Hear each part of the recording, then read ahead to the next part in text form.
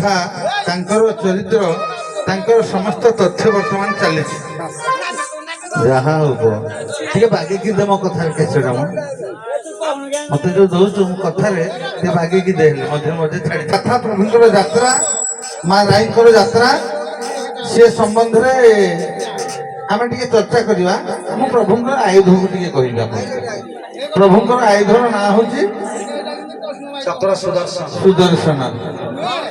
अच्छा सुदर्शन चक्र आपण देखी रथ यात्रा समय चक्राकार न थाए सुदर्शन चक्र को गोटे गंडी जमी करते लंबा सुदर्शन कांधे स्कंधारूढ़ कर पहंडी कर नियंती प्रभु नहीं जो पंडा मान था स्कंदर मंडित करती सुदर्शन को पहुंचे what is the difference between कह दीटा जाक भर पार्थक्यटा कौन गोलाकार चक्रकार सुदर्शन आउ लंबाड़िया कि सुदर्शन भीतर पार्थक्य कौन नहले प्रसंग मु रखुची आपन को सुदर्शन आत्मा सुदर्शन आत्मा सुदर्शन किभली जानिबा आपण आरंभ करନ୍ତୁ प्रसंग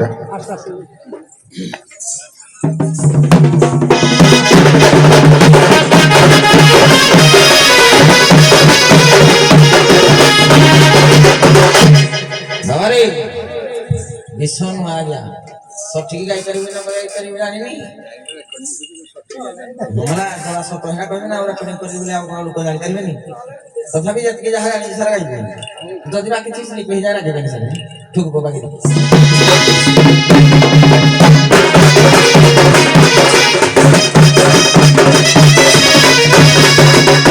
बोला सुनो तू विज्ञापन लिखे आज्ञा सुनो तू विज्ञापन लिखे तेरा मन है सुनो तू विज्ञापन लिखे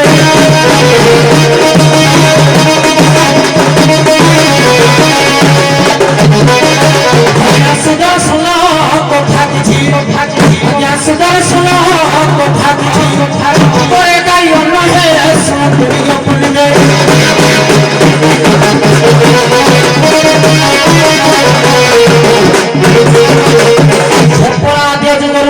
रहित कर्णरे गुरु रहित कर्मरे गुरु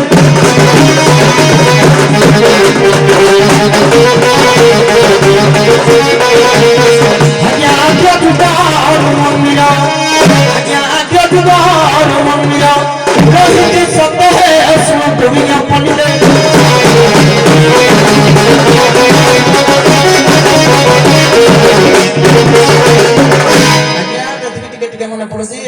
घटना कृष्ण बलराम जाऊले कृष्ण बलराम जाऊले जो घोड़ार नालका टाप बाजिकी सुदर्शन चक्र आग टापटा बाजिला खुला खुली है आरंभ करा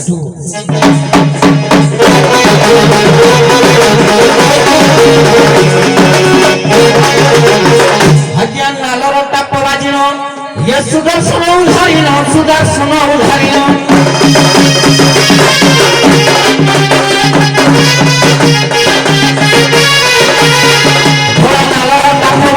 सुदर्शन उधारिल सुदर्शन उधारिल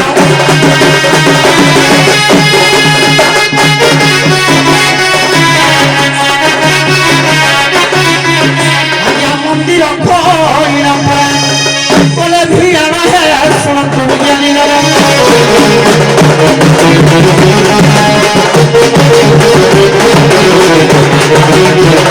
विष्णु को हस्तरे देख सुदर्शन की सम्मुख सुदर्शन की सम्मुख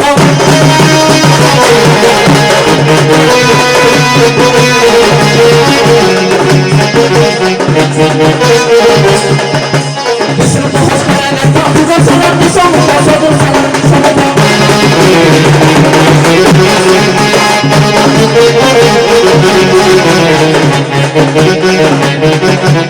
आज्ञा राहु के तू सदिन आज्ञा राहु के तू सदिन आत्मा भी है सुन तुम ज्ञानी जानो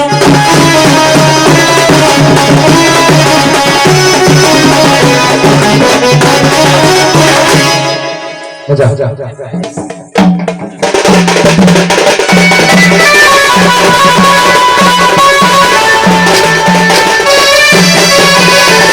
ତାପରେ ପ୍ରଥମେ ସୁଦର୍ଶନ କିପରି ଜନ୍ମ ହେଲେ ପଦଟିଏ କଥା ପ୍ରମାଣ ଦେବା। ତାପରେ ସୁଦର୍ଶନ କାହିଁକି ପୁରୀ ଶ୍ରୀକ୍ଷେତ୍ର ଧାମରେ ଏ ତିନି ଦେବତାଙ୍କ ସହିତ ପୂଜା ପାଇଲେ, ତାପରେ ସେ ଗୋଲେଇଥିଲେ ସ୍ତମ୍ଭାକାର କାହିଁକି ହେଲେ, ସୁଭଦ୍ରାଙ୍କ ରଥରେ ସେ ଆଗରେ କୁଆଡେ ଯାଏ, ତାର ଚରିତ୍ର ଟିକେ ଟିକେ ଯାହା ଜାଣିଛେ କହିବା ବୁଝା।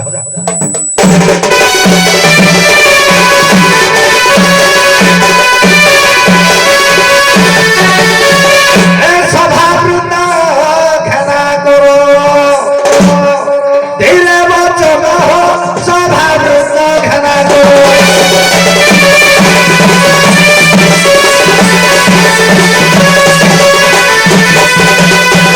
সংক্ষেপে কহিনি শুধু সনক জন্ম হে সভাবৃন্দ ঘেরা করো।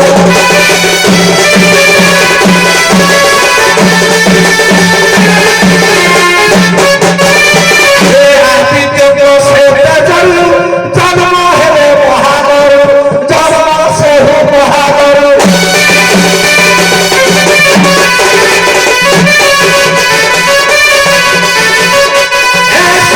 শিব ত্রিশূলে সে সুদর্শন গৃহ শুনতু চরিত।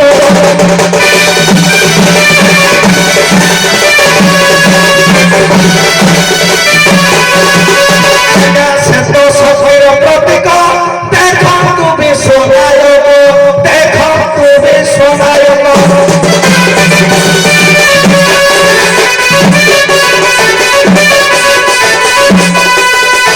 শ্বেত সফের প্রতীক দেখন্তু বিশ্বনায়ক, দেখন্তু বিশ্বনায়ক।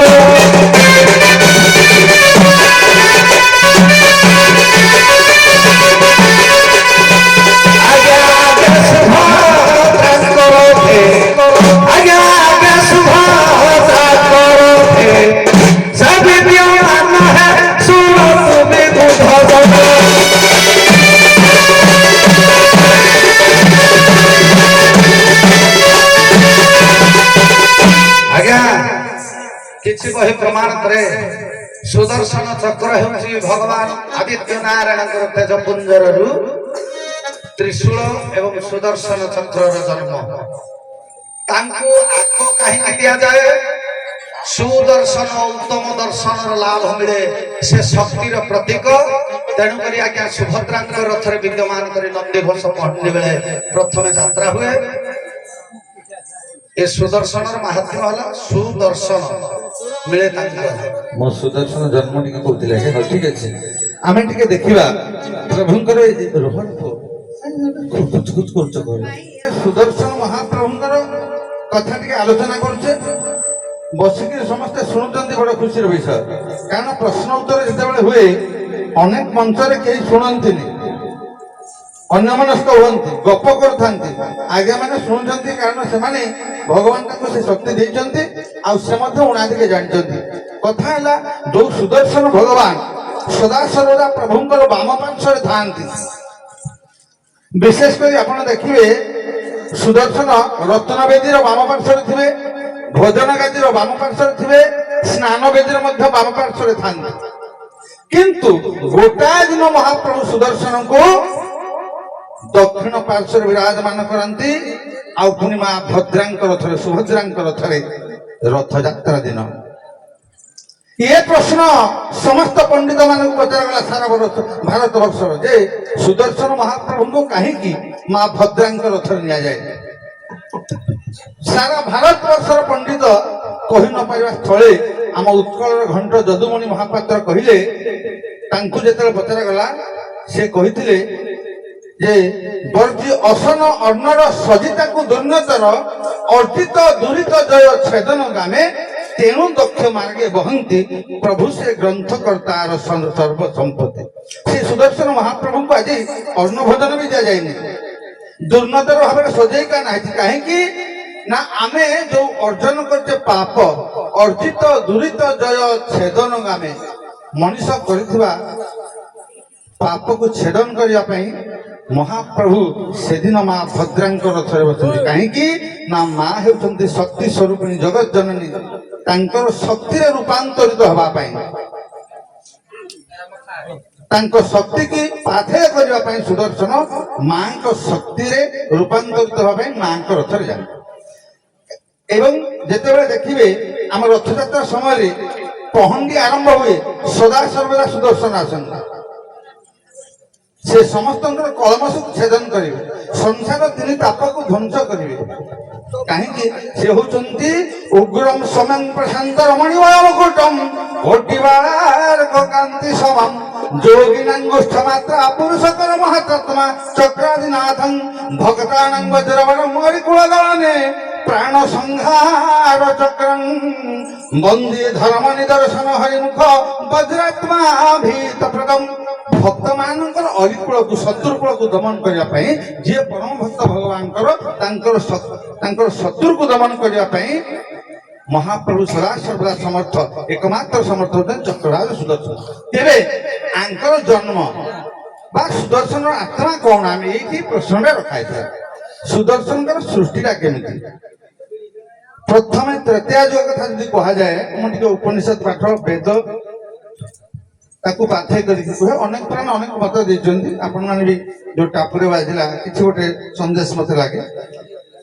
କିନ୍ତୁ ତ୍ରେତୟା ଯୁଗରେ ଯେତେବେଳେ ଭଗବାନ ରାମ ଅବତାର ଥିଲେ, ସଦା ସର୍ବଦା ଭଜନ କରନ୍ତି ଶିବଙ୍କୁ।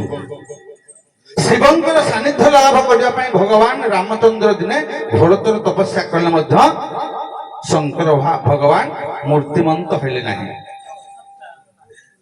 ତେଣୁ ଯେତେବେଳେ ମୂର୍ତ୍ତିମନ୍ତ ହଉନାହାନ୍ତି, ସେତେବେଳେ ପୁଷ୍ପଦନ୍ତ ଆଚାର୍ଯ୍ୟ ଗୋଟିଏ ବହିରେ ପ୍ରମାଣ କରୁଛନ୍ତି ଯେ ଭଗବାନ କେମିତି ତପସ୍ୟା କରୁଛନ୍ତି ରାମଚନ୍ଦ୍ର। ନା ବରଜି ବେଶ ଭୂଷା ଭୂଷଣ ମାନ ବରଜି ବେଶ ଭୂଷା ଭୂଷଣ ମାନ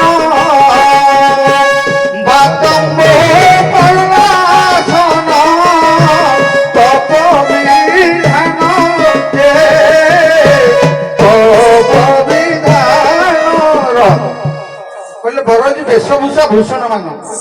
ରାଜା ପୁଅ ରାମଚନ୍ଦ୍ର ମହାପ୍ରଭୁ ସିନା ହେଇଛନ୍ତି, ସେ ରାଜକୀୟ ବେଶକୁ ସବୁ ପରିତ୍ୟାଗ କରି ବରଜି ବେଶଭୂଷା ଭୂଷଣ ମାନ ବାତାମ୍ବୁ ପର୍ଣାସନ। ବାତ କହିଲେ ବାୟୁ, ଅମ୍ବୁ କହିଲେ ଜଳ। ବାୟୁ ଏବଂ ଜଳକୁ ଭକ୍ଷଣ କରୁଛନ୍ତି, କିଛି ଖାଉନାହାନ୍ତି। ତପସ୍ୟା କଲେ ବି ଭଗବାନ ଶିବ ପ୍ରସନ୍ନ ହେଲେ ନାହିଁ।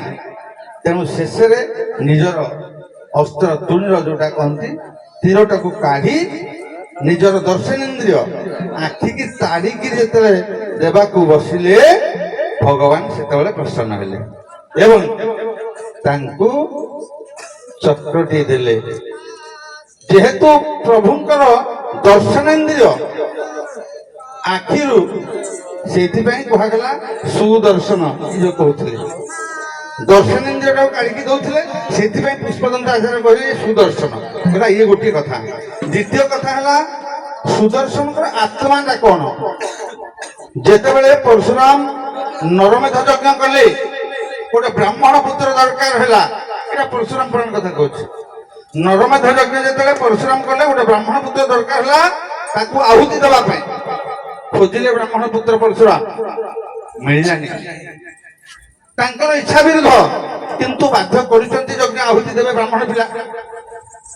ନିର୍ଦ୍ଦିଷ୍ଟ ଗୋଟେ ଦେଶରେ ପହଞ୍ଚିଲେ, ମୋ ଦେଶ ନାଁଟା କହୁନି, ଆପଣ ପଢିବେ। ଜଣେ ବ୍ରାହ୍ମଣଙ୍କ ଘରେ ପହଞ୍ଚିଲେ।